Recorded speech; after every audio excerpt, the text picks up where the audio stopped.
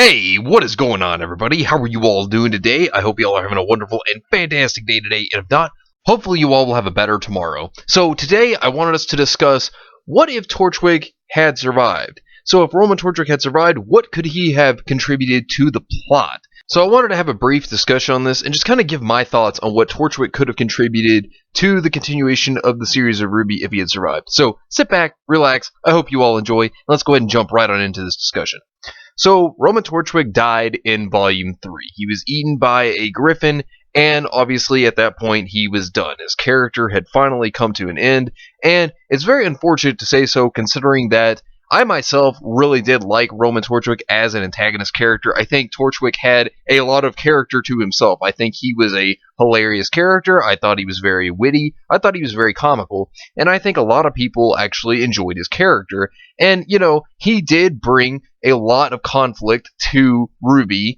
And the thing is that now that he's gone, we have less one character that people actually may even like, and less one character to actually involve more of a conflict, or even involve parts to the plot that could actually contribute to the story. And the thing about Roman Torchwick dying is that we lost not only a good antagonist character, but when we lost Torchwick, I actually think that we lost a pretty important part of RWBY, considering that I feel like Roman Torchwick died too soon. Now, I'm not saying you couldn't have killed him off later on, but I feel like the point that he died in may have been too soon, because obviously he would never have stayed captive forever. That's just how he is, because he is a master thief. That's what he was, and knowing this, he actually would probably have ways to escape, or people such as Neo to help him escape. Now, what I think could have actually happened is, I think, you know, within Volume 5, there could have been a subplot, or at least maybe even something that could have involved Torchwick, and even gave us some ideas to the Hunter program that may actually make them question Ozpin. So I'm going to propose a what-if scenario here, okay? So we're going to go with a what-if. So what if Torchwick had survived, and what if he actually appeared in Volume 5? So say we cut him out of Volume 4. Say he was gone for Volume 4, so he was absent for that. So, say they run into Torchwick, and the characters would be RWBY and Yang. So, let's say RWBY and Yang want to explore Mistral, and let's say they go exploring around the town and everything, and so as they explore, let's just say they go to an underground area, okay? And they hear a familiar voice, being Torchwick, and it seems like he's either trying to make some shady deals, or he is trying to get people to help him maybe try to rob something, maybe something to that effect. And now, of course, looking at it like this could involve a fight, because RWBY could obviously think that he's up to no good, and Yang, obviously knowing who Torchwick is as well, will think the same thing. This could get them into a fight, and Yang could actually fight Neo again, because obviously she lost to Neo prior to this, which would be in Volume 2, and then obviously seeing that she could probably have some anger towards Neo, maybe she could actually have a fight with Neo, and maybe RWBY could try to help at first, but then Torchwick jumps in so that Neo wouldn't have to fight two people. But it would be interesting in the beginning of the fight to have Neo taking on RWBY and Yang at the same time, the Torchwick feeling that he has to actually help. And maybe Yang tries to rely upon the semblance, but then she fears it and kind of becomes reluctant to it, you know, because apparently they have this reason to her being reluctant to her semblance in Volume 5. But maybe she tries to, and maybe Neo actually starts beating her, and maybe even Neo could disarm her of her prosthetic arm. Get it? Disarm her? Okay, sorry, that's terrible. But Neo could be getting the upper hand within this fight, and actually beating Yang. And of course, RWBY could try to help her, and Torchwick could still be that kind of a problem, and RWBY would still have to deal with him. Now, of course, Torchwick wouldn't be as much of an issue as Neo would, considering that, you know, he doesn't have the level of experience, it seems, that Neo would. I mean, he would probably do some kind of shady things to actually try to make himself win in a fight, but ultimately, he could probably still be losing within the fight. But looking at Yang, maybe she could doubt herself within this fight, because even though she had a little bit of training from her father, it still isn't enough to be able to compete upon Neo's level.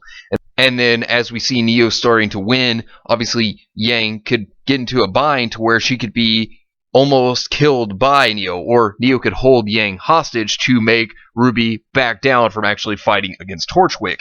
And because of this, Torchwick, as his clever, cunning ability is, maybe he could actually make a deal that, obviously, Yang won't be killed if RWBY allows Neo and Torchwick to escape, because that sounds like something he would probably try to do.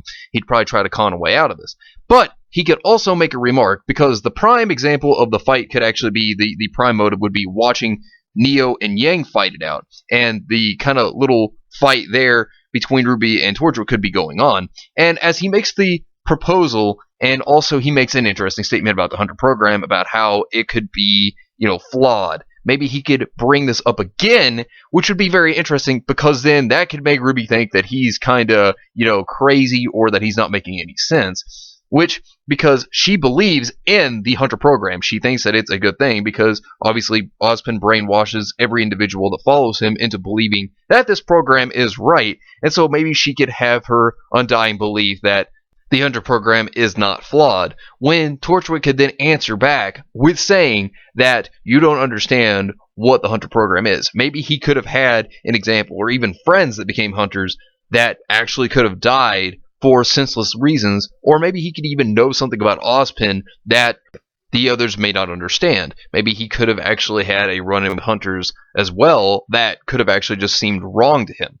There are several things that could go here, but I think this would be interesting, because then what this could do is this could actually shake the belief for RWBY and Yang, and they could actually think that, maybe the Hunter program is flawed, and maybe this could actually have Yang look into things more of what her mother said about how Ozpin is not right, that he is wrong. And this would be something that would be very interesting, that this could shake their beliefs in Ozpin and make them think that Ozpin is not as he says he is. So he would not be as he seems, and then they could actually start to question him, and it could be because of Torchwick's actual words that could actually have done this. And I think this would have been an interesting way to kind of, just shift around in the plot, and maybe have that little subplot there to actually progress the actual main plot, or at least give some clues to the main plot, at least with Ozpin's character and a couple of other things. I think this would be interesting, and of course this was just a short little interesting story idea. It kind of just came up here for Torchwick, but hopefully it didn't sound too bad. But anyways, let me know what you think down below. Do you agree? Do you disagree? Let me know in the comments down below. But anyways, thank you all for watching. I hope you all enjoyed, and if you did enjoy, hit the video with a like, subscribe if you want to see more content like this, and share this with your friends if you found this informative or useful. Well, anyways, I hope you all have yourselves a wonderful day, and remember, if today was not a good day, tomorrow could always be better. Take care of yourselves and everyone around you, and I hope you all have a good one out there today, everybody.